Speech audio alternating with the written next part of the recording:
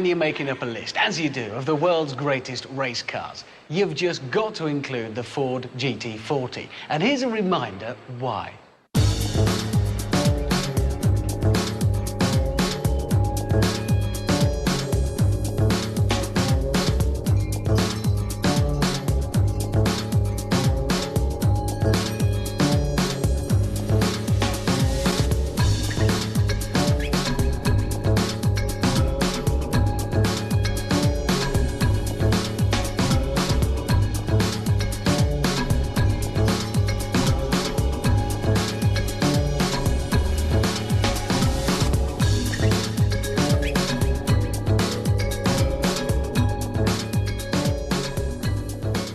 So they built one of the most successful race cars ever.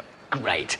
But that gave them a problem, because try as they might, they struggled for years to build anything remotely as glamorous ever again. Until they came up with a really good idea. The best car to replace the Ford GT40 was the Ford GT40. I mean, this is the new car, and come on, you're not fooling anyone. It's okay, 4 inches higher and 18 inches longer than the original GT40. But it is a GT40. Basically, they put the plans for the old car on a photocopier at 110% and said, enlarge. But it is a lot cleverer than the old one. It's loaded with technology. Take a look at this. So you want to see the engine? Right, there it goes. That's actually going to take a moment or two. In the meantime, you've pulled into a petrol forecourt. Obviously, everybody's going to be looking at you. But if they're not, this should tip it. Have a go. Here we go. Let's get to the fuel. Look at that. That's just to put your petrol in. That's unbelievable. We can possibly squeeze in and have a look at the engine now. It's a 5.4-litre V8 supercharged. That's about 500 brake horsepower. That should be enough. Bear in mind, this is a very, very light car indeed. But take a look inside. You've got to have a look. This is just... it's just breathtaking. Look at the switches. Each one looks hand-carved from a lump of aluminium. And the gate around the base of the gear lever.